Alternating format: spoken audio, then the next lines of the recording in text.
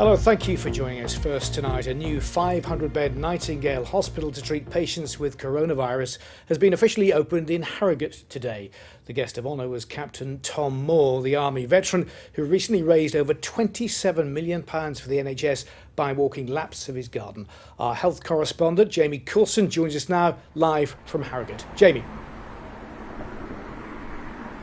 Well, it is incredible that in just 18 days the Harrogate Convention Centre, which would normally welcome around 300,000 visitors a year, has been turned into a Nightingale hospital.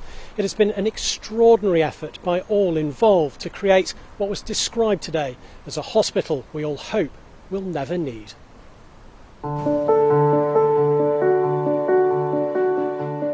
In just a few short weeks, the Harrogate Convention Centre has been transformed from a venue into a fully fitted temporary hospital to treat COVID-19 patients. NHS Nightingale, Yorkshire and the Humber will now be used to provide extra critical care if the need arises.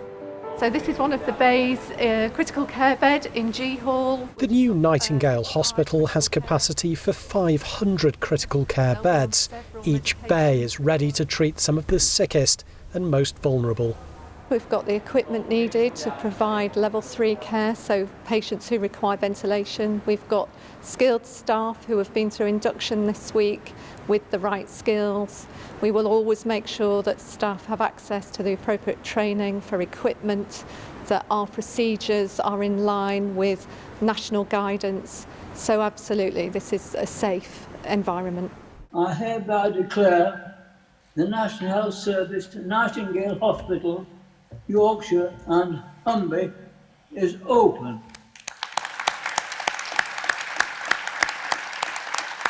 The Nightingale Hospital in Harrogate was officially opened via video link by Captain Tom Moore, the extraordinary Army veteran who raised more than £27 million for the NHS by walking laps of his garden. Harrogate is one of 7 Nightingale hospitals planned across England, stretching from the northeast all the way down to the southwest. For those who've been involved in Harrogate, it's been challenging and rewarding. When I first came on site, it was already, work had been ongoing for about a week.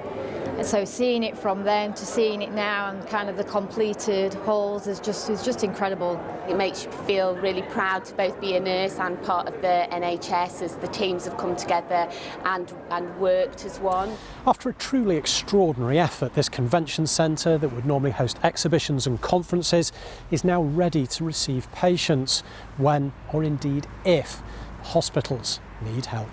It's important that we've got an insurance policy, that we've got a backup plan for our NHS hospitals.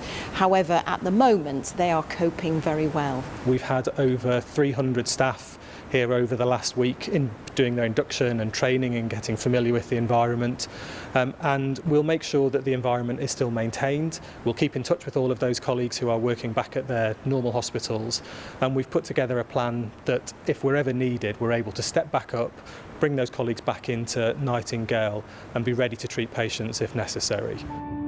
The completion of this temporary hospital is worthy of recognition, but is perhaps not a cause for celebration. It now stands ready to save life when so much has been lost.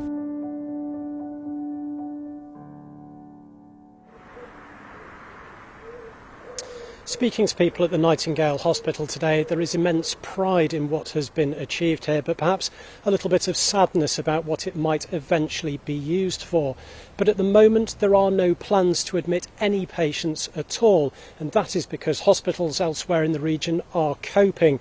And for as long as that continues, it will be seen as a good thing.